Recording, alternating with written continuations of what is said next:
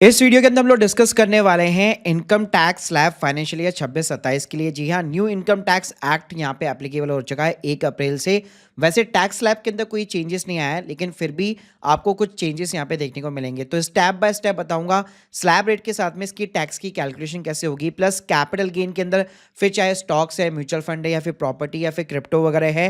Plus यहाँ पे कई लोगों को अभी भी गलत फहमी है कि 12 लाख तक तो कोई टैक्स लगने वाला नहीं है, तो ITR क्यों भरनी है। तो ये गलतफहमी भी आपकी दूर करने वाला हूं, तो प्लीज पूरा वीडियो यहाँ पे जरूर देखिएगा। तो सबसे पहले हम लोग बात कर लेते हैं कि इनकम टैक्स किस तरह से यहाँ पे एप्लीकेबल होता है। तो एक तो आपकी नॉर्मल स्लैब रेट्स होती है, जिस भी स्लैब के अंदर आप फॉल करेंगे उसके अकॉर्डिंग टैक्स लगता है।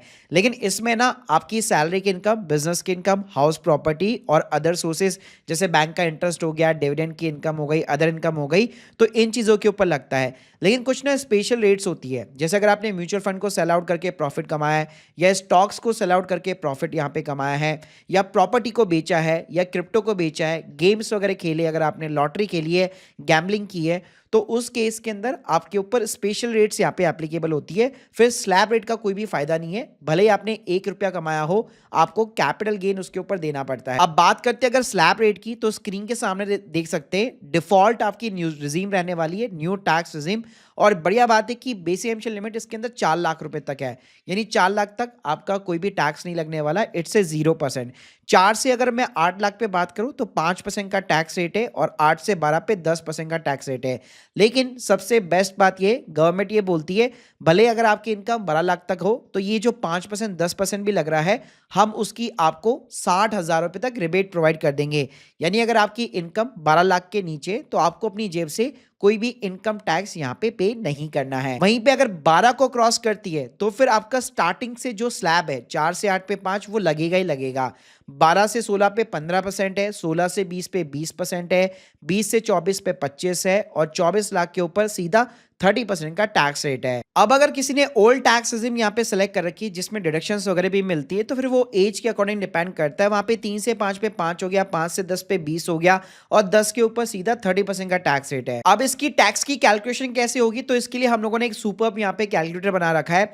तो देखिए, फाइनेंशियल ईयर चाहे अगर मैं 25-26 की बात करूं या 26-27 की बात करूं, टैक्स रेट के अंदर कोई भी चेंजेस नहीं है। और इसके अंदर हम लोगों ने सारे हेड्स को इंक्लूड किया है, यानी कि अगर कैपिटल गेन भी है तो उसकी भी ये टैक्स की कैलकुलेशन कर देगा। तो ये कैलकुलेटर ना, अगर आप अपना डेटा फीड करोगे, नीचे सिंपल से आपको बता देगा कि आपके लिए कौन सी रिजीम यहाँ पे बेटर रहने वाली है। तो देखो यार, मोटा मोटा मैं बात करूं तो 12,75,000 रुपए तक की अगर आपकी सैलरी, या फिर लेट सपोज अगर आपकी पेंशन की इनकम है, फिर तो आपको टेंशन लेने की जरूरत ही नहीं है, क्योंकि 12 लाख तक तो सोचना ही नहीं है। आपको हमेशा न्यू टैक्स रिजिम ही यहाँ पे सेलेक्ट करनी है। प्लस इसके अंदर हम लोगों ने एक कंपैरिजन टेबल भी डाली हुई कि आप यहाँ पे देख सकते हैं कि मेरी इतनी इनकम होगी और इतनी डिडक्शन होगी, तो मेरे लिए कौन सी रिजिम ज्यादा बेटर रहेगी। अब यहाँ पे लोगों का एक और कंफ्यूजन ये रहता है कि 12 लाख तक मेरा कोई इनकम टैक्स तो बनने वाला है नहीं, तो फिर मैं क्यों इनकम टैक्स रिटर्न यहाँ पे अपनी फाइल करूं। तो मैं बताना चाहूंगा, देखिए बेसिक एम्पशन लिमिट जो है वो सिर्फ 4 लाख रुपए की है। अगर आपकी उसके बियॉन्ड इनकम जाती है, भले आपको अपनी जेब से टैक्स पे नहीं करना है, लेकिन आपको ITR तो फाइल करनी ही पड़ेगी, दैट इज द कंपलसरी, वो आपको करनी ही पड़ेगी। अब दूसरा सवाल आता है कि लेट सपोज अगर मेरी 12 लाख रुपए इनकम नहीं है, 8 लाख रुपए की इनकम है, लेकिन मान लीजिए मेरा 5,000 रुपए का शॉर्ट टर्म कैपिटल गेन है। तो स्क्रीन के सामने देख सकते हो, मैंने यहाँ पे सिंपली अपनी 8 लाख रुपए की इनकम डाली है और 5,000 रुपए का शॉर्ट टर्म कैपिटल गेन डाला है। तो वैसे तो आप बोलोगे कि भाई 12 लाख के बियॉन्ड जाता नहीं, तो टैक्स क्यों लगेगा यहाँ पे। तो स्क्रीन के सामने यहाँ पे आप देख सकते हो, 7 लाख की जो 8 लाख की हम लोगों ने इनकम डाली, उस पर मेरे को रिबेट तो मिल जाएगी, लेकिन जो 5,000 रुपए का मैंने शॉर्ट टर्म कैपिटल गेन डाला है, उस पे आप देख सकते हो 1,000 रुपए को मेरे को यहाँ पे टैक्स जो है पे करना पड़ेगा। यानी इसका मतलब ये है कि शेयर मार्केट के अंदर या म्यूचुअल फंड के अंदर अगर आप प्रॉफिट कमाते हो, तो शॉर्ट टर्म के ऊपर सीधा सीधा 1 साल से कम की होल्डिंग पे 20% का आपका टैक्स लगेगा।